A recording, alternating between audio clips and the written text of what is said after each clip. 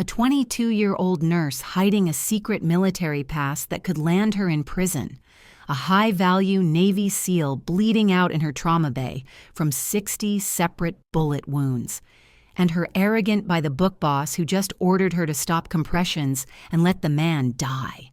She has a choice. Obey the doctor and protect her secret, or expose everything she is to perform a procedure she isn't licensed for and save his life. This is the story of that impossible choice and what happened 24 hours after it cost her everything. It's one of the most intense stories we've ever told, and we know you're going to love it.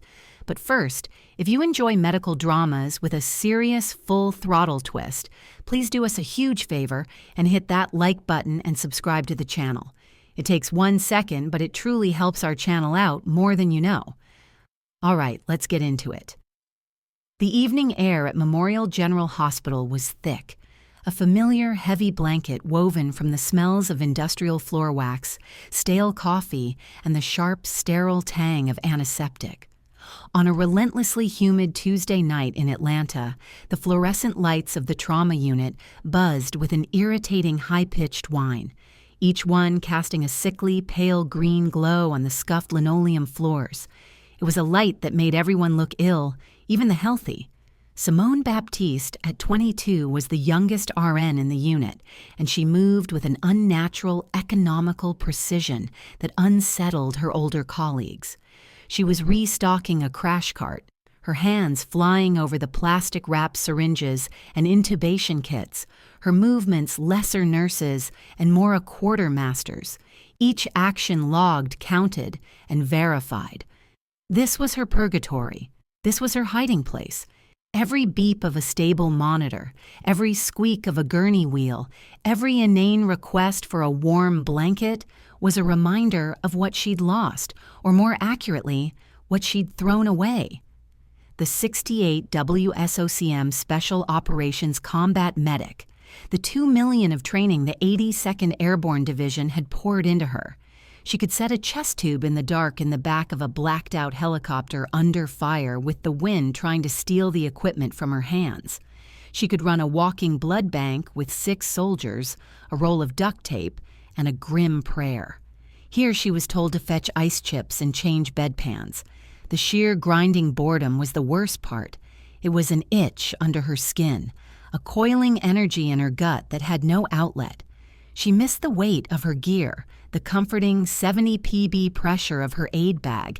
She missed the dry, hot air of Syria, the smell of dust, hot metal, and the distant acrid scent of burning diesel. She missed the absolute terrifying clarity of knowing that every second mattered. Here the seconds just dripped away, measured by the slow, agonizing drip of a saline bag. She was a high-performance engine stuck in neutral, and she was terrified one day she'd forget how to shift into gear. Baptiste, you're going to wear a hole in that cart. Take a breath before you burn out.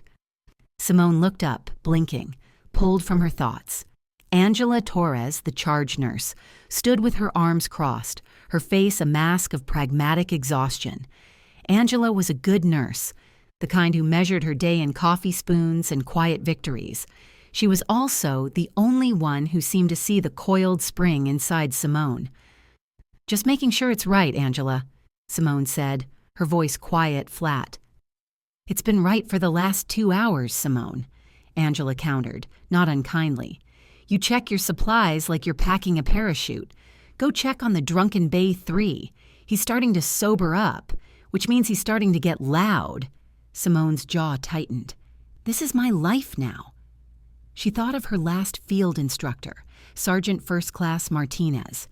"Baptiste," he'd yelled, his voice raw from the rotor wash, "you are a scalpel in a world of hammers. You do not get to be dull." Now she was being sent to babysit a drunk. "On it," she said, her voice betraying nothing. A sudden jarring tone cut through the ER's ambient noise. It wasn't the intercom. It was the red priority phone, the one that rarely rang. Angela snatched it up. Torres? Yes, I understand. How many? Oh, God. Okay, we're on it." She slammed the phone down, her professional exhaustion vanishing, replaced by the sharp-edged energy of a commander. That's it, people. Multi-car pileup on the I-285 loop, ice on the road. They're calling it a mass casualty event. Level 1, 6 critical, 10 walking wounded. EMS is 5 minutes out with the first. I want every bay prepped and somebody get Thornton. The ER exploded. The board shuffling energy vanished, replaced by a frantic high-string readiness. Doors hissed open. Carts rattled. Dr. Rachel Kim, a second-year resident, began nervously laying out surgical trays, her hands already shaking. Simone just felt a switch flip. The boredom evaporated, replaced by a cold, familiar focus. The itch was gone. The whoosh of the ambulance bay doors brought in a gust of warm, humid air that smelled of exhaust fumes and wet pavement. The first gurney slammed through the doors, wheels skittering on the wet floor. Male 40s driver, crushed chest, paradoxical breathing. SATs are dropping. He's in and out. Dr. Marcus Thornton, the chief attending of trauma surgery, strode into the bay as if answering a curtain call. He was a man who wore his authority like a tailored suit, expensive, sharp, and designed to make everyone else feel small. He loved the title, the white coat, the godlike power of the trauma bay. He pointed, a general directing his troops. Bay 1. Kim, you're with me. Baptiste, you assist. Let's move, move, move. The man on the gurney was a frightening shade of blue-gray. He was gasping, his chest moving in the worst possible way, sucking in when he exhaled, pushing out when he tried to inhale. A classic severe flail chest. His ribs were a broken basket. He needs a tube now. Thornton barked, already grabbing a laryngoscope. And get me a chest tray. Kim, you're inserting. Dr. Kim nodded, her face pale and slick with a fine sheen of sweat.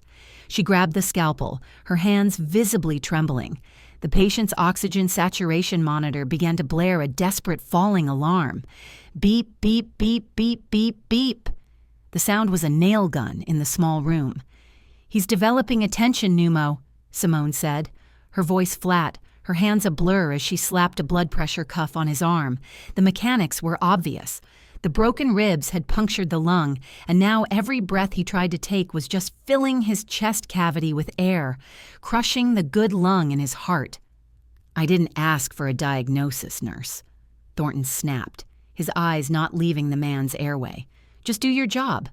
Kim made the incision, fumbling with the large bore tube. She was aiming too low, too far back. Simone watched, her stomach tightening into a cold knot. She's wrong. She's too low. She'll hit the liver or she'll miss the air pocket entirely and puncture the lung again. Look at the mechanics, not the machine. Her SOCM instructor's voice echoed in her head, clear Isabel. The patient is the problem. The monitor is just the noise. The man's trachea was deviating, being pushed to the side. The monitor was just a symptom. The mechanics were killing him. Simone couldn't stop herself. The words were out before her sense of self-preservation could catch them. Doctor, she said, her voice quiet but sharp enough to cut through the alarms, you need to go higher. Second intercostal space, mid-clavicular and aim posterior. He's blowing a tension pneumo against the crushed ribs. The bay went utterly silent. Even the beep, beep, beep of the monitor seemed to fade. Dr. Kim froze, her bloody glove hovering over the patient's chest. Dr. Marcus Thornton, who had just successfully intubated the patient, turned his head slowly. His eyes over the top of his blue paper mask were slits of pure cold fury. Excuse me, Nurse Baptiste. His voice was lethally soft, more dangerous than any shout. He's crashing, doctor, Simone pressed, gesturing to the monitor, which was now reading a saturation of 78 and falling. You're aiming too low, nurse. Baptiste, Thornton interrupted, his voice rising, every head in the trauma bay swiving to watch. He stepped between Simone and the resident. He jabbed a gloved finger at the small plastic badge pinned to her scrubs. This says RN. It does not say MD. Since when did your 2-year nursing degree come with a surgical residency? You prep, you assist, and you keep your diagnosis to yourself." He shoved Simone's shoulder. Not hard, but it was a physical public dismissal, moving her away from the tray. "Do not ever correct my resident again. Is that understood?" He then turned to Kim, guided her hand, and performed the exact maneuver Simone had just suggested. The tube went in, and with a sickening, wet hiss of air, the patient's chest inflated. The monitor's alarm quieted, the numbers climbing. 85, 90, 94. Thornton looked at Simone, his expression one of pure, triumphant disdain. "Now go get me a saline flush, unless you think you know a better way to do that, too." The other nurses and residents quickly looked away, busying themselves. Simone Baptiste's jaw was so tight it ached. Her knuckles were white where she gripped the bed rail. "You arrogant, petty bastard. You'd rather let him die for 30 seconds than be corrected by a nurse." She wanted to tell him that her 2-year degree was backed by a training program that made his residency look like a summer camp, that she had performed this exact procedure on a mountainside in a sandstorm using a multi-tool and a piece of sterilized plastic IV tubing. But she said nothing. This was her prison. This was the price of hiding. She just nodded, her eyes cold and empty. "Yes, doctor." She turned and walked away to the supply room. The humiliation, a hot metallic taste in her mouth. A world run by arrogant men who valued protocol over life. A place where she was forced to hide, forced to watch them fumble, forced to be small. They were still processing the victims from the I-285 pileup. The ER, a controlled burn of activity when a different alarm sounded. It wasn't the EMS squawk. It was a sharp digital trill from the direct line alert phone at the charge desk, the one that connected to Port Authority and unofficially to the nearby Fort Benning. Angela Torres, who was coordinating beds upstairs, frowned and picked it up. Her hand went to her chest. The color drained from her face. "Code red," she announced to the room, her voice strained, cutting through the chaos. "Unidentified male, single patient, GSWs, multiple, high-caliber, ETA 2 minutes. The brevity of the call was chilling. No details, no vitals unstable, no mechanism of injury, just code red. It was a military designation. It meant shut up and prepare. "Thornton," Angela yelled, already pointing. "You're up again. Bay 1 is almost clean. Baptiste Kim, get in there now." A different kind of tension snapped through the air. This wasn't a civilian tragedy. This was violence. Before the 2-minute mark hit, the ambulance bay doors slammed open again. But it wasn't a city ambulance. It was a black, unmarked, heavy-duty van, the kind with reinforced bumpers and tinted blast-resistant windows. The back doors flew open and 2 men jumped out. They weren't city paramedics in blue. They were dressed in black tactical gear. No logos, no patches, their faces grim. They moved with the same economical, terrifying grace that Simone herself possessed. They wheeled in a gurney, moving at a controlled run. Their boots made a hard, rhythmic thud, thud, thud on the linoleum, a sound that did not belong, a sound of the outside world invading this sterile box. "Trauma Bay 1. "Where is it?" one of them barked. "Here," Thornton directed, stepping forward, his bravado from before, slightly shaken. The man on the gurney was a ghost. He was pale, soaked in so much blood it looked black under the fluorescence. He was wearing shredded ballistic fibers and tactical gear that Simone recognized instantly, and he was covered in holes, dozens upon dozens of small, dark, precise holes. "What is this, a gang war?" Dr. Marcus Thornton muttered, his eyes wide. Simone Baptiste froze. Her hands, which had been steady all night, began to tingle. The air in her lungs turned to ice. It wasn't the blood. It wasn't the wounds. It was the pattern. Oh God, no, it can't be. Her SOCM training took over. Her mind wasn't a nurse's, it was an analyst's. The wounds weren't random. They were tight, professional groupings. A plate dump.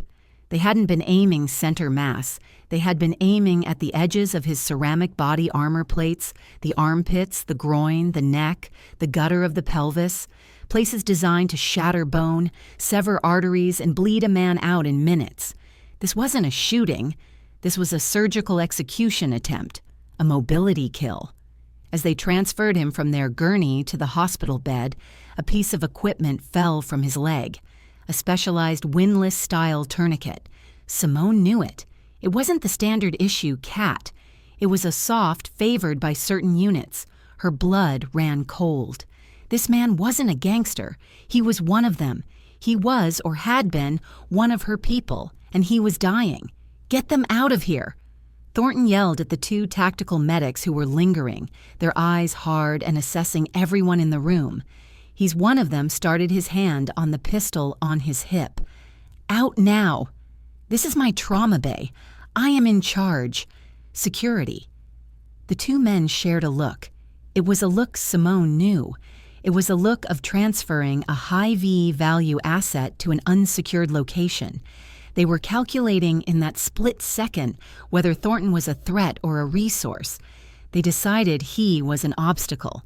The taller one nodded and they vanished as silently as they had arrived.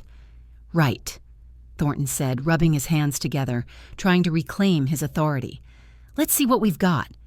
This is a mess. He was staring at the sheer number of wounds, visibly overwhelmed. Kim, get me a fast scan. Baptiste, 2 large bore IVs and hang 10 units of O negative. I want the rapid transfuser in here now. The man was an anatomical nightmare. He was bleeding from everywhere. The monitors screamed, a cascade of alarms so loud they blurred into one continuous shriek of failure. He had no palpable blood pressure. I can't find a primary bleeder, Dr. Rachel Kim yelled, her voice cracking with panic. She jammed the fast ultrasound probe onto his abdomen, but the screen was a blizzard of static and shadow. He's full of blood or fragments. I can't see anything. It's all black. They've pumped 10 units into him, doctor, Simone shouted over the den, her hands a blur as she established a massive central line in his subclavian. The blood that came back was thin like pink water. It's coming out as fast as it's going in. He's in DIC. He's not clotting. The rapid transfuser, a machine the size of a small refrigerator, was whining, pumping bag after bag of O negative blood into the man, but it was doing nothing. It was a futile effort, like trying to fill a bucket with a massive hole in the bottom. The smell of blood, coppery and metallic, was so thick it was suffocating. Just hang the blood, Thornton commanded. He was sweating, his eyes darting around the room, looking for a solution for the wound, but there wasn't one. There were 50 or 60. He was looking for a textbook answer to a problem that had never been in a textbook. He is arresting, Angela yelled from the monitor. The flatline thrum filled the room, a solid, unbroken tone. PA, Thornton stated, pulseless electrical activity. The heart had electricity, but no mechanical function. He's too full of blood or he's too empty. Start compressions. A resident leaped onto a stool and began cracking the man's ribs, but it was useless. The patient had no circulating volume. Compressions were just pumping air. Dr. Marcus Thornton stared at the monitor, then at the man. He had followed every step of the advanced trauma life support protocol. Airway, breathing, circulation, disability, exposure. He had done everything right. He had followed the book and the patient was dead. This was conventionality failing. This was the book, the rules, and the hierarchy dissolving in a pool of O negative blood. Stop, Thornton said, his voice hollow. He stripped off his bloody gloves and threw them on the floor. Stop compressions. The resident stopped, breathing hard, sweat dripping from his face. The only sound in the room was the drip, drip, drip of blood onto the floor and the steady monotone alarm of the monitor. He has non-survivable injuries, Thornton declared, his voice catching slightly. He was a man watching his own limits. We've done everything by the book. This is futile. He looked at the clock on the wall. I'm calling it time of death, 23:42. Angela Torres looked down, her pen hovering over the chart. Dr. Kim slumped against the wall, her face as pale as the patient's, and quietly began to cry. The room deflated. Simone Baptiste stood by the rapid transfuser, watching Ime of death. Thornton had said. A memory flashed hot and sharp, searing the inside of her skull. It wasn't a memory. It was a haunting. A dusty, blood-soaked bunker in Raqqa, the air thick with pulverized concrete and the smell of cordite. A young private, a kid named Hayes, his legs blown off by an IED, his monitor showing the exact same P rhythm. General Whitmore's voice crackling over the radio. He's expectant, Baptiste. His injuries are non-survivable. Fall back to the perimeter. That's a direct order. We are being overrun. She had looked at the general. She had looked at the dying private. And she had made a choice. Negative, sir. He's not expectant. He's just bleeding. She had disobeyed. She had shoved her hand into the private shredded groin, found the femoral artery with her fingers, and refused to let go. Not when they were dragged onto the helicopter. Not for the entire 40-minute flight. She had saved his life and ended her career in the same defiant instant. Non-S survivable. The words echoed in the sterile trauma bay. Thornton was General Whitmore. Arrogant by the book. Wrong. Stop. Simone's voice wasn't a suggestion. It wasn't a plea. It was a command. It cut through the sterile silence of the bay like a gunshot. Dr. Thornton turned his face already slick with sweat, darkening with rage. Nurse Baptiste, you are dismissed from this trauma. I am calling it. Get out now. You're calling it because you're looking for one wound, Simone said. She was moving. Her feet carried her forward, her body acting on an instinct deeper than thought. She walked directly to the gurney, her eyes not on Thornton but on the patient. She was scanning his body like a schematic. You're wrong. He doesn't have a primary bleeder. He has 3, and he is not in P because he's empty. He's in obstructive shock. His pericardium is full. That's impossible, Thornton sputtered, stepping in her way, trying to physically block her. The ultrasound was clear, or it was. The ultrasound is useless. It's clotted, she snapped. Her mind was gone. The nurse was gone. The SOCM was in control.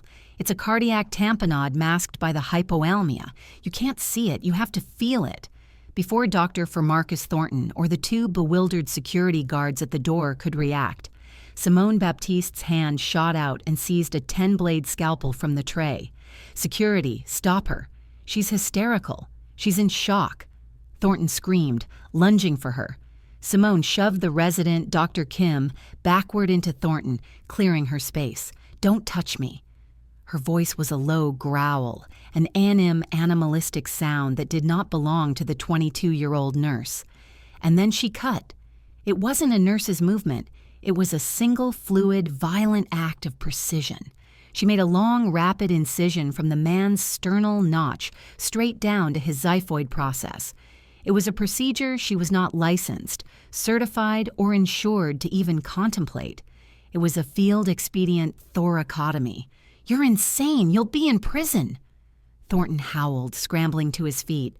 Angela Torres stifled a scream, her hand flying to her mouth. Dr. Kim was openly sobbing. Simone ignored them. She dropped the scalpel and grabbed the trauma shears. Crack the sternum, she muttered to herself, reciting the steps.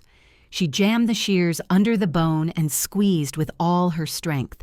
A sickening, wet crunch echoed in the room, a sound of bone and cartilage giving way.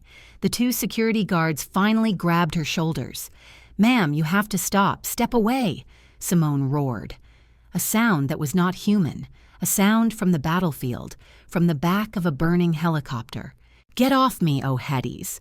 She shrugged them off with a surge of adrenaline-fueled strength that shocked them. She plunged her gloved hands into the man's open chest cavity. The sensation was immediate, familiar. She was immersed in warm, slick blood. She felt the spongy, useless give of the lungs. Her fingers found the heart. It was just as she'd thought. It was hard, spongy, not beating, just quivering like a trapped bird against the terrible, unyielding pressure of the sacks surrounding it. Tamponade, she hissed. She felt for the phrenic nerve, her fingers mapping the anatomy by touch alone. Clear. She snatched the scalpel again. Slice. She sliced open the pericardial sac. A geyser of dark clotted blood erupted from the chest, spattering her face, her mask, and the wall behind her. It was a full liter of old blood, thick as jelly, and on the monitor the flat line broke. Beep. A pause. Beep. Beep. A slow, thready, but functional sinus rhythm appeared. The man's body shuddered on the gurney, taking a single ragged breath. "He's back," Simone gasped, her entire body shaking. Not from fear, but from the adrenaline, but he's not stable. She shoved her hand deeper into his chest, past the now beating heart. Her fingers found the massive pulsing tube of the descending aorta, manual aortic cross-clamp. Martinez's voice again. "It's a killer cure. You buy them 5 minutes. Make them count." She clamped her fingers around it, cutting off all blood flow to the lower body. "Angela, get the blood pumping. Full bore." She looked up, her face a mask of blood, her eyes burning with an authority that silenced the room. She locked eyes with the paralyzed, humiliated chief of trauma surgery. "Dr. Thornton," she commanded. "He has a transected subclavian artery and a massive liver lac. I'm stopping the bleed out from his lower body, but I can't reach the subclavian. It's high in the chest. You have to stop that bleed now or he'll arrest again." Dr. Marcus Thornton was paralyzed, staring at a 22-year-old nurse with her hand inside a man's chest, giving him orders. He was staring at the impossible rhythm on the monitor. The patient had a blood pressure. It was low, 70/40, but it was there. "Doctor," Simone Baptiste said, her voice softer but no less firm. "Get in here. Save your patient." Shaken, ashamed, and terrified, Dr. Marcus Thornton stepped forward. He picked up a vascular clamp from the tray. He looked at Simone, his eyes wide. She nodded up and to the left under the clavicle. "Go." And following her direction, he did. 2 hours later, the patient, now stabilized and in the surgical ICU, was alive. Dr. Marcus Thornton, operating on pure adrenaline and a profound bone-deep shame, had successfully repaired the subclavian artery while another surgical team packed the liver. He had, in the end, done his job, but only after being led there by the nose. Simone Baptiste sat in a hard plastic chair in the hospital's Human Resources office. The sun was starting to come up, painting the Atlanta sky in shades of bruised purple and pink. The fluorescent lights of the office felt too bright, too accusing. The air smelled of bad coffee and ozone from the copier. Her scrubs were gone, incinerated. She was in a set of dull green hospitalist ones, but she still felt stained. The hospital administrator, a legal representative, and Dr. Marcus Thornton were all present. Thornton wouldn't look at her.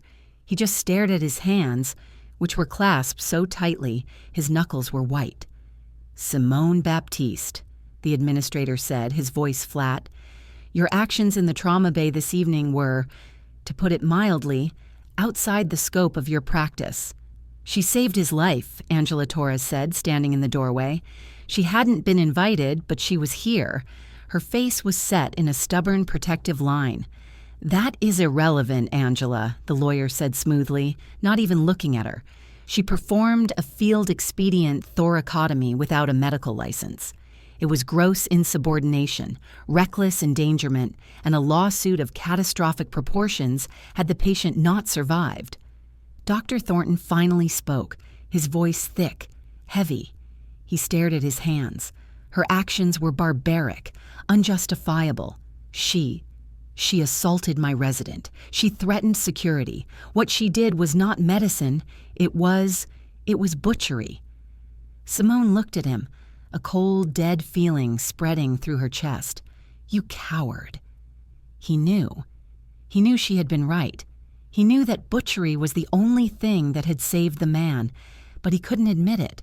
He couldn't admit that the nurse he'd humiliated had saved his patient and his reputation. "The patient is alive, doctor," Simone said, her voice void of emotion. "Coincidentally, Thornton shot back, his eyes finally meeting hers, and they were filled with a hateful, terrified resentment. The administrator slid a piece of paper and a pen across the desk. Your employment at Memorial General Hospital is terminated, effective immediately. Sign this. It's a severance agreement contingent on you signing an NDA about this evening's events. We will not press charges or report this to the nursing board if you sign. Simone Baptiste felt nothing, just a vast cold numbness. It was the same as before. You save the life, you lose the job. That was the choice. And she always made the same choice. It was the only choice she knew how to make. She picked up the pen, signed the papers, and stood up. She didn't look at any of them. She walked out of the office, past a stunned Angela Torres, and down the hall to the locker room. The squeak of the cheap metal door was the only sound. She pulled out her few belongings, a worn-out pair of running shoes, and a spare hoodie. She was a ghost. She had never really been here at all. She walked out the back exit of the hospital into the pre-dawn warmth. The humidity had finally lifted, but the air was still thick and heavy, smelling of wet asphalt and the nearby downtown. She pulled up the hood of her sweatshirt and started walking toward the bus stop. She had nowhere else to go. A black sedan with dark-tinted windows and government plates pulled up silently beside her. The passenger window glided down. "Simone Baptiste," a man's voice said.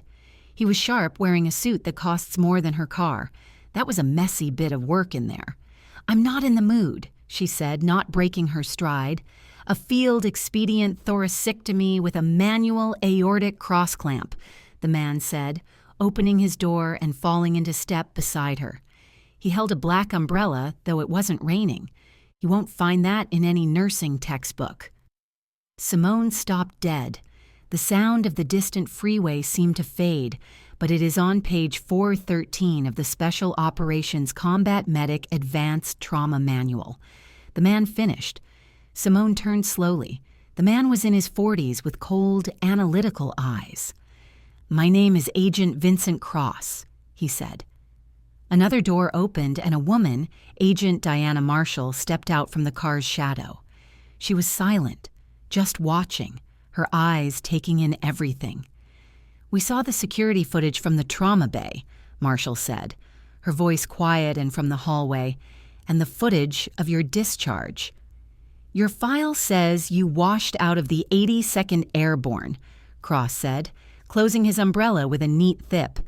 "Discharged for insubordination, saving a private against a direct order to fall back, wasn't it?" "I don't know what you're talking about." Simone lied, but her voice was weak. The words were a hollow reflex. Agent Vincent Cross smiled, a thin, humorless expression. "The man you saved, the private whose life you chose over your career, that was General Whitmore's son, the same General Whitmore who gave the order to fall back. You saved the kid, but you proved the general's order was cowardly. You embarrassed him, and the brass hates being embarrassed." Simone's world tilted, the numbness that had protected her cracked, and a white-hot, clarifying rage flooded in. He had me blacklisted. He buried me here. It wasn't a question. He couldn't court-martial you." Cross said, "You were a hero. The kid's father was a senator. So Whitmore did the next best thing. He buried you in the one place you'd be too bored and too broken to ever be a problem again." He was wrong. "The man on that table," Agent Marshall said, stepping forward, "the one you just saved, his call sign is Sentinel. He's the team leader for a new operational detachment." Simone stared at her. "What? What does that have to do with me?" Cross looked at her, his cold eyes finally showing a glimmer of something. Respect. His primary mission tonight, Miss Baptiste, was to find and recruit you. The breath left Simone's lungs. He was coming for me. He got compromised by a rival cell on his way to make contact. Cross said they knew he was here for a medic. They just didn't know who. You didn't just save a patient, Miss Baptiste. You saved your own extraction team. And in doing so, you confirmed exactly what we hoped to see. We don't care about hospital protocols. We don't care about Dr. Thornton's ego. We care about results. Agent Vincent Cross walked to the back door of the sedan and opened it. The interior was dark, quiet, and smelled of clean leather and something metallic, like a gun safe. "Dr. Thornton fired you from a job you hate," he said. "I'm offering you the one you were trained for. The Sentinel team is stable, but they're still in country, and they need their medic, the real one." Simone Baptiste looked back at the grime-covered institutional green walls of Memorial General Hospital. She thought of the buzzing lights, the smell of wax, the petty tyrannies of Dr. Marcus Thornton. She thought of the hollow, empty feeling of being a ghost, a scalpel used to open mail. Then she looked into the dark, quiet interior of the car. It wasn't a prison. It was a gateway. It was the world that had made her, the world that understood her, the world that had finally come back for her. She got in the car. The door clicked shut, the sound as final and precise as a locking mechanism. The sedan pulled away from the curb and disappeared into the humid Atlanta morning. If this story moved you, subscribe now for more tales of extraordinary professionals who go beyond the call of duty. Another story you may enjoy is on screen now. Your next inspiration is just one click away.